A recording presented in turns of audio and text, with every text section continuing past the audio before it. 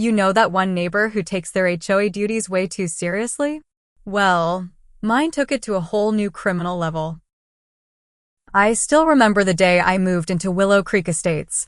It was supposed to be the beginning of a peaceful, picture-perfect life in the suburbs. The lawns were always green, the streets impeccably clean, and the neighborhood even boasted an annual block party that felt like a family reunion. But from the moment I set foot on the manicured sidewalks, I knew something was off, especially when I met Karen. Karen Lively, the self-appointed queen of Willow Creek Estates, wasn't just any HOA president. She wore her authority like a designer badge, crisp blue blazers, matching khakis, and an array of pins that made her look more like a drill sergeant than a community leader. I remember her greeting me on my moving day with a smile that didn't quite reach her eyes. "Welcome to Willow Creek Estates," she chirped, clipboard in hand. Just a reminder, all moving trucks must be parked between 9 a.m. and 5 p.m. and must not block any walkways. We wouldn't want to disrupt our beautiful community, would we? I laughed it off, thinking she was merely following the rules. Little did I know, those rules would soon become a weapon. At first, Karen's rules seemed like quirky details to a new community. However, within a few weeks, her standards morphed into a reign of terror. I began receiving official violation notices for things that hardly seemed like violations at all. One notice cited my slightly unkempt hedges as a danger to the neighborhood aesthetic.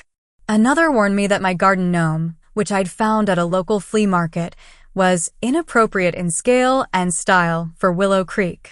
And then came the notice that shook me the most, a citation for the color of the flowers in my window box, which apparently didn't match the approved palette for the community. But the real kicker came when my packages started disappearing. As a freelance graphic designer, I ordered my supplies, gadgets, and even the occasional indulgence online. Every week, I'd eagerly await a delivery, tracking my packages with anticipation. Yet, more often than not, I would find my porch empty. Initially, I suspected the usual porch pirates. Determined to catch the culprit, I installed a doorbell camera. What I saw left me both shocked and bewildered. There, in full HOA regalia, was Karen, meticulously inspecting my packages, sometimes even opening them, and then whisking them away to her pristine, over-decorated home across the street. I confronted her one breezy Saturday morning. "Karen," I said calmly as I watched her near my doorstep, "I've noticed you've been taking my packages. Can you explain what's happening?" She paused, a slight flush creeping up her cheeks, and replied, "I'm simply ensuring that all deliveries comply with our community's aesthetic standards. Every box must contribute to our neighborhood's charm." I couldn't help but laugh at the absurdity. There was no regulation in the bylaws about the size or appearance of delivery boxes, yet here she was, enforcing a rule that seemed to exist only in her imagination. But that wasn't the end.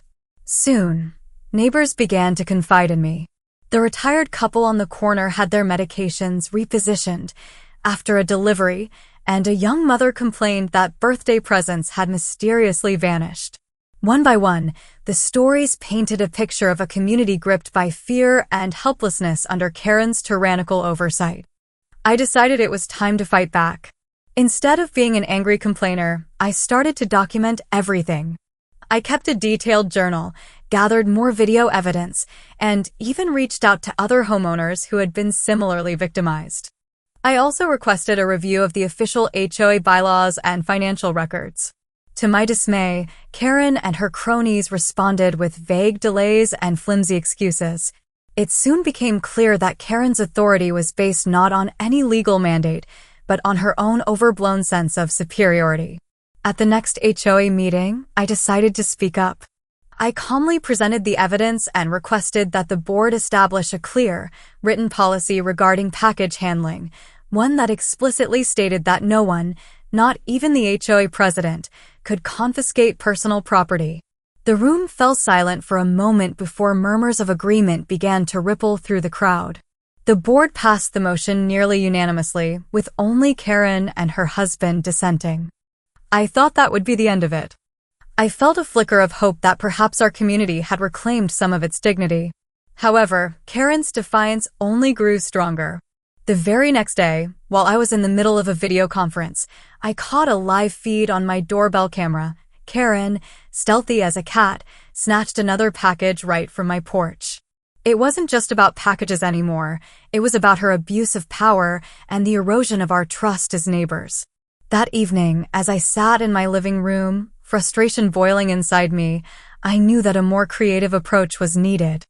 I had a plan that, in hindsight, seemed both reckless and brilliant. I remembered a conversation with my cousin who worked at a wildlife rehabilitation center. She'd once mentioned that even a tiny dose of skunk essence could clear an entire room within seconds. I thought, why not use that to my advantage? I spent the next few days preparing my counterattack. I ordered a small container of potent skunk essence from a reputable supplier and devised a system to secure it inside one of the packages. I chose an empty box from a high-end electronics retailer, a type of package Karen favored for her aesthetic inspections. Inside the box, I placed a small, leak-proof container with a few cotton balls doused lightly in skunk essence.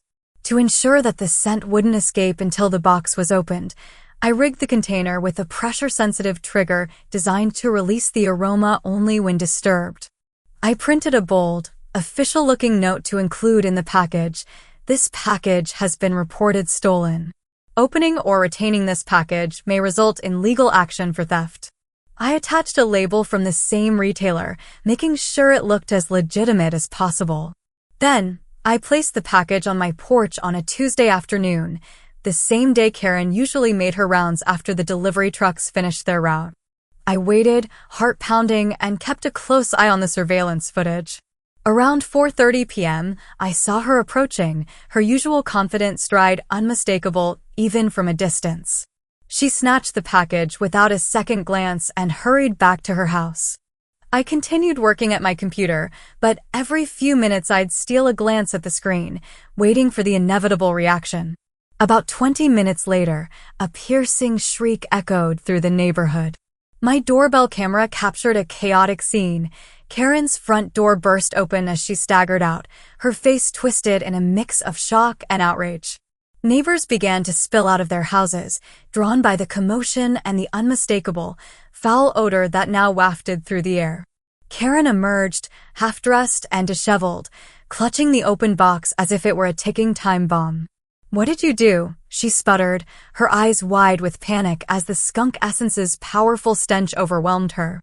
Her husband and a few loyal committee members trailed behind, trying desperately to shield themselves with jackets and throw pillows.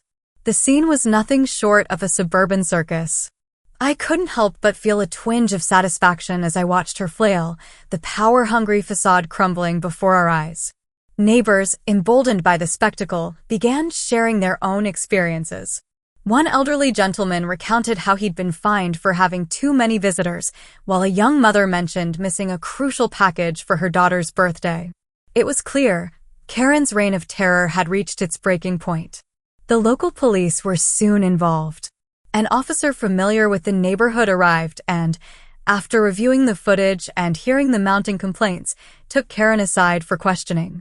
With all the evidence on the table, the stolen packages, the absurd, aesthetic policies, and now the skunk debacle, it was clear that her actions were not only unethical but verged on criminal behavior. In a final, dramatic twist, the HOA board convened an emergency meeting. With more homeowners stepping forward to demand accountability, the board unanimously voted to revoke Karen's unchecked powers and establish strict guidelines for package handling and overall community conduct. Karen's protests fell on deaf ears, and she was left with no choice but to face the consequences of her actions. As for me, I continued to document every step of the process. My experience taught me a vital lesson: never let someone's abuse of power go unchecked. I learned the importance of standing up for one's rights, of gathering evidence, and of using a little creativity, even if it involves a skunk, to fight back against injustice. Looking back, what started as a frustrating series of petty infractions transformed into a defining moment for our community. It reminded all of us that when neighbors unite, even the most overbearing and entitled individuals can be held accountable. And while I never intended for my counterattack to be so dramatic, sometimes a little stinky justice is exactly what's needed to restore balance and peace.